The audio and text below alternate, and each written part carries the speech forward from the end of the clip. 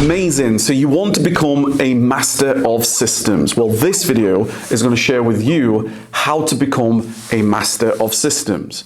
Last week, I was on a Zoom call with one of my mentees. He's a great gentleman called Anas. He runs a multi-7-figure e-commerce business, an incredible brand, amazing warehouse operations, amazing things that he's doing in Australia. And throughout our calls together, we spoke about the need to become a master of systems, an identity. He said to me specifically, he says, Kev, I want to become a master of systems.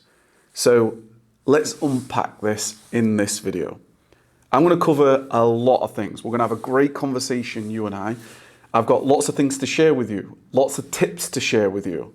Becoming a master of systems so that you can build, that you can optimize, ultimately, so you can see your business for what it actually truly is. And that is a selection of functions, a selection of tasks, a selection of systems that must be done on a regular basis in order for your business to grow.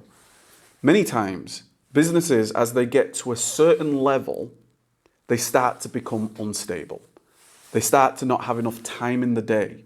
You start to create failures, setbacks. You start to drop the ball. And when this happens, usually it'll come down to the foundations of what your business is built upon. And one of the key foundations that many people overlook until they get to a certain level is systems. Systems that form a critical part of your business. And we may as well go and start right at the beginning to become a master of systems so that you don't even have those problems as you continue to grow. So this is going to be fantastic. And we're going to do some show and tell for you. We're going to talk about some really key insights. And if this is something that you love to talk about, then hit the subscribe button on this YouTube channel. I would love to help you systematically build your business to the goals that you have. Whether you've got a brand, whether you've got a reselling business, whether you've got warehouses, that's what this YouTube channel is all about. So please give it a big thumbs up. My name's Kev, inspiring you to take massive action every day, and systems is going to be critical for this. So let's dive in right at the start. A system. What's the definition of a system? And ultimately, why is it important? So the system to me is a repeatable process where you achieve the same quality of outcome each and every time. A repeatable process that once completed, you will have a repeatable, the right quality of outcome that is desired. So very simply, a number of examples. If you think of like franchises like McDonald's, they want to create their burgers the same way every single time so that they can serve millions of burgers.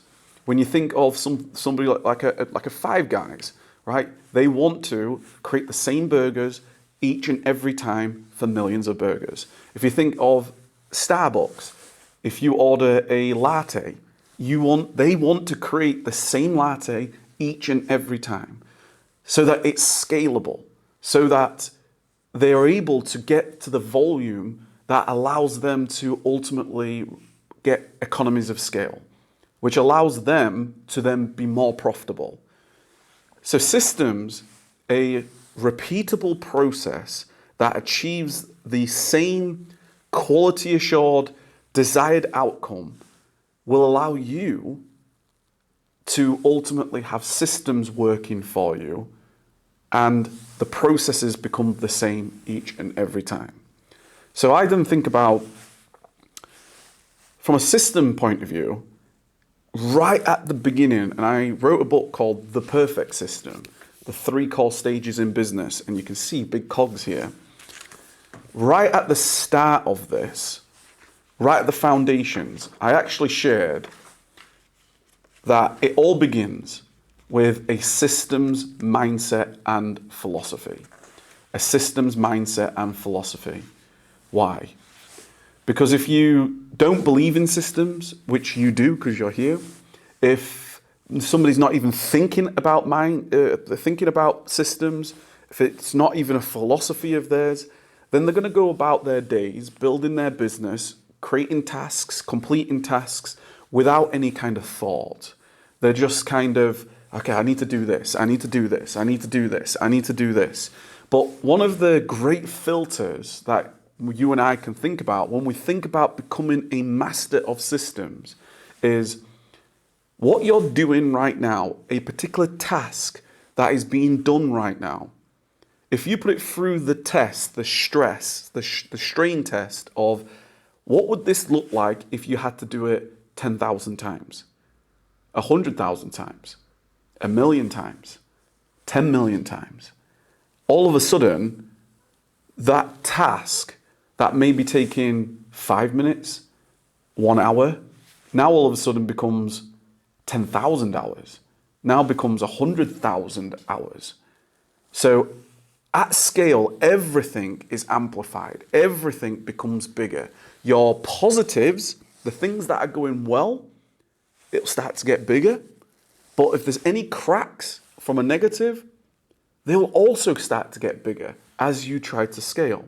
And therefore, as you go up the levels, as you start to try to build your business, you get your first sales, you get to your first 6 figures, 7 figures, whatever the case might be, you're going to start hitting some levels of ceilings. You're going to get some bottlenecks. You're going to experience certain things where you'll either run out of time or the quality won't be right there.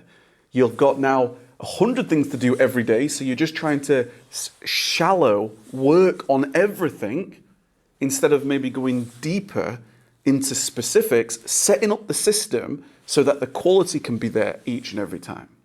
Is this making sense? So becoming a master of systems first becomes with you making a choice. You making a choice to decide that the identity, your identity from a business point of view, yes, we could have become a Spartan warrior. Yes, we can have I'm going to get this done. But always try to see things from a systematical point of view. Instead of just seeing your business in one particular, my business is, I've got this Amazon business, or I have this wholesale business. Always start to see the components of that business and start to work on each of those components. It's a little bit like if you had X-ray vision, you would see a car, and on the surface you see the car. But if you had X-ray vision, you'll then start to see it's got an engine, it's got a steering wheel, it's got wheels, it's got a sachet, it's got chairs, it's got windows, right? This is what actually makes up the components. So the first thing that you have to do is adopt the identity that systems is critically important. And if you don't believe that, then you will maybe experience the need for that later on as you continue to try growing.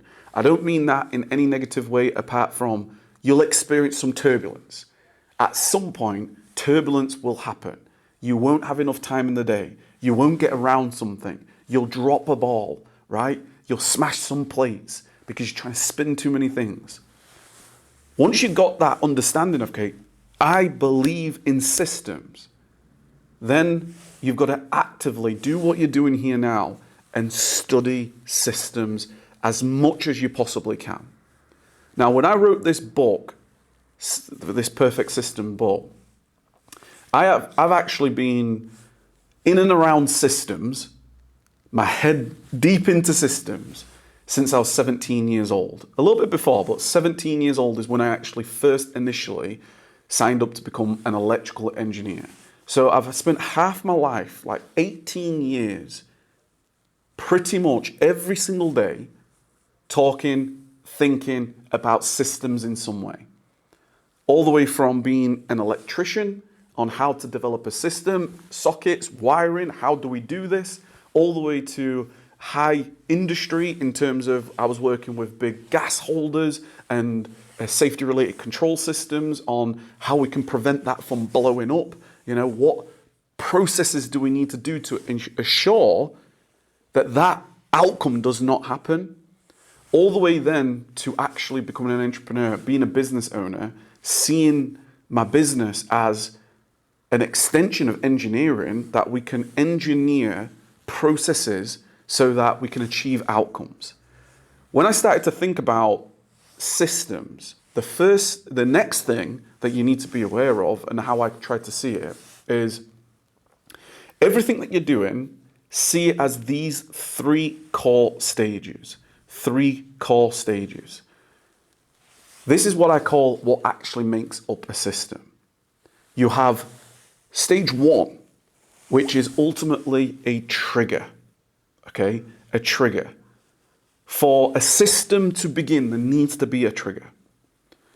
Once there's a trigger, there's got to be some form of process, right? Steps. 1, 2, 3, 4, 5, 6. A, B, C, D, E, etc. A process to achieve a desired outcome. And that's why I specifically wrote about this in this book, the three core stages. Trigger, process, outcome. So if you design what outcome you're attempting to achieve, you can then start to reverse engineer, okay, what triggers me and what process do we need? So there's multitude of different triggers. If you think about triggers, a trigger could be date related, time related, right? It could be the fact that it's Monday morning and this must be done. It could be the fact that it's the first of the month and this must be done. It could be the fact that you've got a deadline to do your annual accounts and this must be done. So a trigger could be date related. It could be an input related. You get a phone call. Right now I've got my phone, right? I could get a phone call. That's a trigger. A trigger to start the process of picking up the phone and having a conversation. It could be somebody walks into the door, into the room, sorry. Somebody walks in through the door. You get a message, right? These are all triggers. Triggers essentially get your attention. What makes something begin? So from a warehouse perspective, on a big macro level, you've got inbound, you've got your process inside the warehouse, and then you've got outbound. So trigger, process, outbound, right? Once you start to just those three things there, as in you have the identity of master of systems, you then think to yourself, okay, philosophy, I know and I believe that systems is key to scale. The foundations need to be able to scale. And then seeing everything that you're doing from the three core stages: trigger, process, outcome. Very, very important. But there's more to it than that, right? Because you could start to systemize something that is very complicated, very wasteful. So therefore, you've got to think a little bit deeper, right? You've got to go, okay, when I think about systems, what are we attempting to do? Yes, we're trying to achieve an outcome, but the process, the goal is actually to achieve the outcome as quickly and as efficiently as possible. So then you can start to go through a bit of a process of elimination, some filtering steps. And in our mentorship call that I had with Anas, we're doing real deep dives into his business, right? The first thing you want to do is you want to ask yourself the question, do I need to do this in the first place? Can it be eliminated, right? Am I doing things that is not important? Am I doing things that's not pushing the needle forward? If that's the case, then we can eliminate it. It's not serving any purpose. Some people try to systemize something that doesn't actually create any purpose. So you want to just initially ask yourself the question, can I eliminate this? The second thing that you want to think about is, can this be simplified? Instead of taking 10 steps, can it go to 4 steps? Can it go to 3 steps? Can it go to 1 step? Can you make it 50% quicker just by eliminating steps? Once you've done and thought about that, this then starts to allow you to think about automations, okay?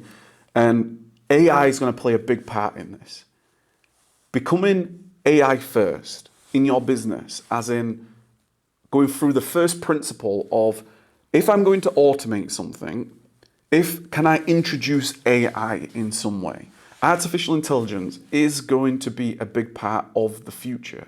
And that is something that's coming, whether we like it or not. And therefore we have to embrace the fact that artificial intelligence is here to stay, and it will improve so many things. Whether that is the way you gather information, whether that is the way you search. Originally, we would say, I'm just going to go Google it.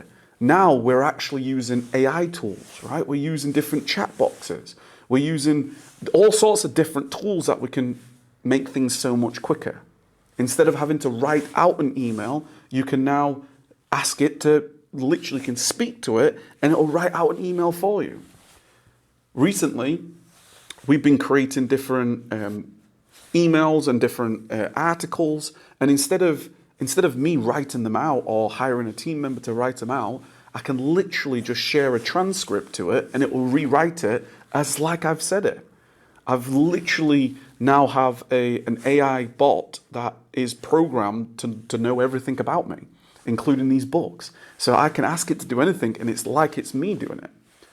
So automation. Can I then automate things? Can I use triggers?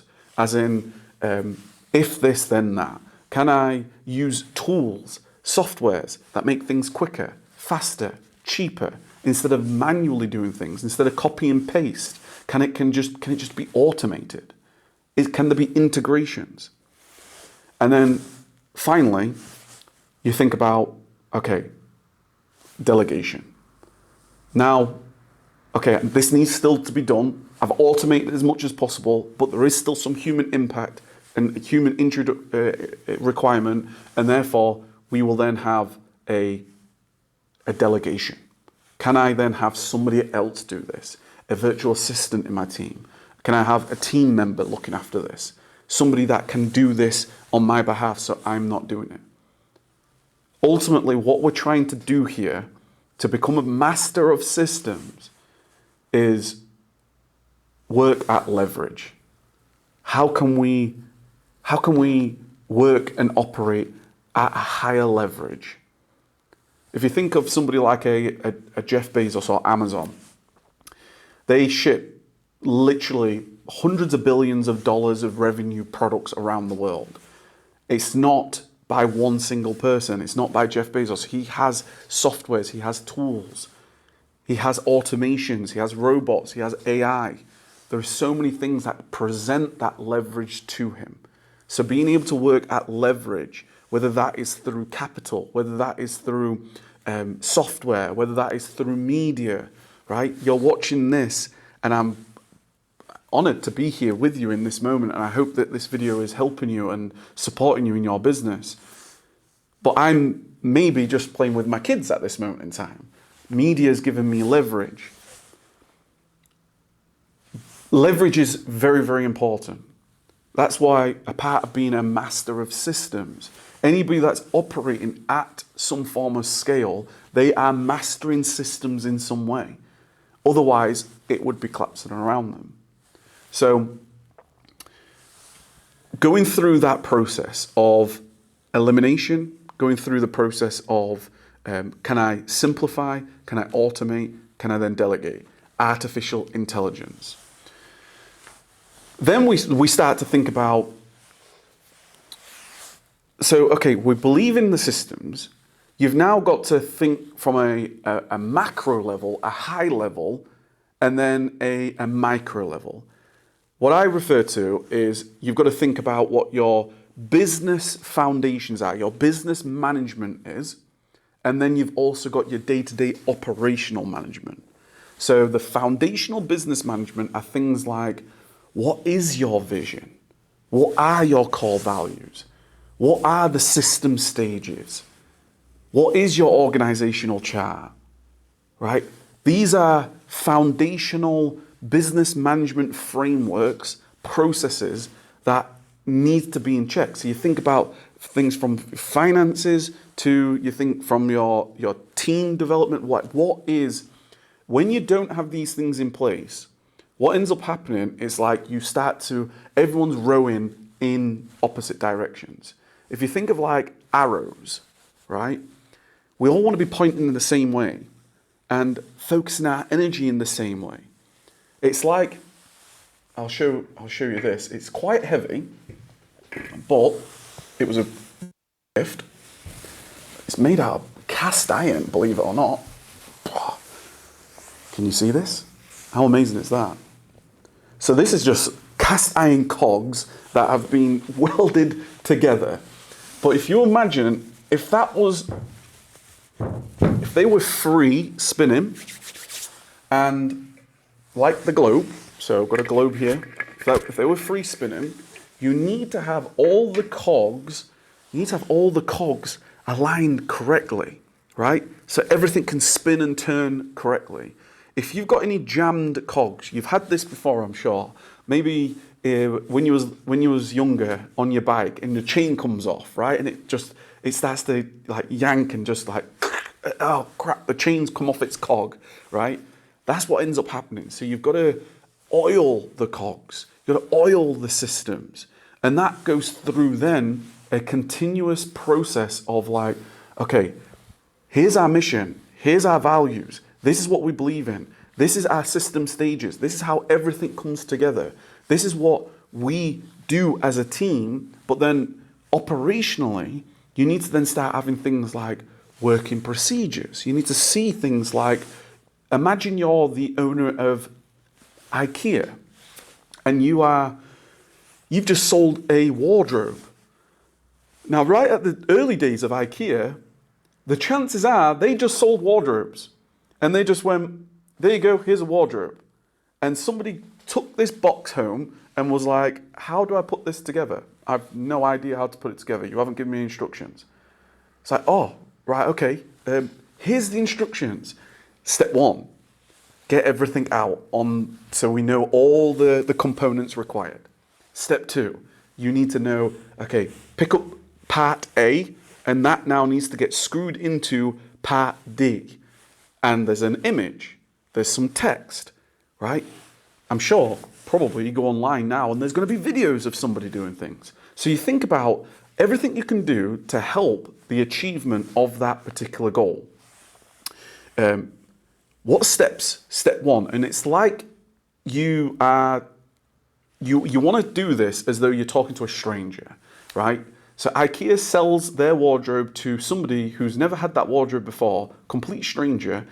They need kind of 101, like dumb, so that it's fail-proof, right? It's dummy-proof. Step one, pick up screwdriver. Step two, take screwdriver, pick up part A to screw to part D, right? So that you could give it to your nan, you could give it to your brand new employee. You can give it to an AI where you can feed it information, say, this is how we do things. And then you've got an operator online that's doing things on your behalf. So working procedures is going to be absolutely fundamental. This is something that we went really, really deep into this, the perfect system. Operationally, it's everything from working procedures to task management to communication. At what point do we meet? At what point do we have a weekly meeting? At what point do we look at our KPIs? What are those KPIs? What's our targets for KPIs? Are we moving towards them? Are we not moving towards them? This conversation of being a master of systems, it applies to everything. Systematically, it's like the science of achievement, right? The science of success, right? It's like chemistry, biology. It's like if you do certain things, you'll achieve specific outcomes. It's like maths, right? 1 + 1 = 2. So you want to think about it logically. You want to think about this as engineering as possible. I remember, just to share a few stories here, I remember coming down in my living room in 2016. I just quit my career, and I got a whiteboard out, very visual, and I just straight away I was like, what's my business? Not just like business as the name, but like what are the components to go from A to Z, right? From 1 to 10. And I just thought about all the system stages that I have to go through. I thought about all the different cogs that the process needs to be so that we get our achieved outcome, which is generating sales, selling products, selling services, whatever the case might be. If you do the right things input, then the output will take care of itself. But you have to do the right things input, right? So then you can break down your processes, you can break down your systems and go, how do we do this? Question this. I remember being at the Steelworks, which is over 100 years old, and incredible engineers, amazing engineers, so many of my mentors and tutors and teachers, right? But they've been there for 30 years. And I remember them like walking around different parts of plant, and they'll say, this is how we do this, and this is how we do this. And because they've always done it like this, things change, right? Technology advances. The ideas can be, there's so many more potential ways of doing things now, right? So be like, okay, well, we do know that we have the ability to have this particular tool that can essentially change this completely. It might be a new version of a pressure sensor, right? Could be. And from their perspective, because they've done all this all the time, and many times it was like always in their head. I remember if there's a fault on plant, they just know exactly where to go. They've had this a number of times. And I used to think, okay, well, we need to write that down. Let's write it down so everybody knows where to go all the time. Because once they retire, then nobody will be able to know what we're doing, right? So, yeah, I could share so many different stories from that. Then you think of like task management. There's some business critical tasks that must be done. There are some tasks that are like nice to do, right? That can maybe move the needle forward. And then there's like some, like just some like tests that you might want to do. Let me give you some examples. Like finances that must be done. A nice to have, you might be building a relationship, and it'd be nice just to call your supplier. Don't harm anything, builds relationship. It's a nice to have, right? You could argue you want to be doing that anyway, but at the same time, it's not going to be bad if you don't call them every week, right? And then a nice to have, you might be looking at a particular bit of research or looking at a tool. Let's say that there's a lot of AI tools out right now. I'm just going to test this thing, like testing. It's a good thing to do. So knowing what different tasks that you're doing is important. Another thing in terms of becoming a master of systems is being able to categorize what the priorities are. And what I mean by that is if you imagine, this is where the terminology of the low-hanging fruits came from. If you thought of a big apple tree, a fruit tree, and you're on the ground, you could go and try to get to right the top of the tree to get that fruit, right, to get those apples. Or you can just go to the low-hanging fruit first. So one of the processes that I always follow is I go look at businesses and I immediately go, where's the success? Like what's working well? What money are you making or not making? Money that we are making, the success that we're having, okay, get an understanding of like, all this is working and it's generating you good income, but you're also doing all this that's not working. So first of all, clarity. This is what's working. Okay, 80, as the saying goes, 20% of your actions will be 80% of your result will be coming from 20% of your actions, right? 20% of your actions equals 80% of your results. So we need to know what that 20% is that's resulting in 80% of your growth or your performance. And then we need to identify what's that 80%. What's the 80% that you may have? And I remember we spoke about so many different things and continue to speak about a lot of things as we go through the process. But you could have 1,000 products in stock, but you're actually only getting sales from maybe 200 of them. And those 200 are generating 80% of your sales. But you're spending time managing everything else. It might be costing you with everything else. There might be stock in warehouses, storage, all these management things, cash just sat around, not being as productive, as output as possible. So therefore, maybe we eliminate all this and go deeply with all our attention into this. Is this making sense?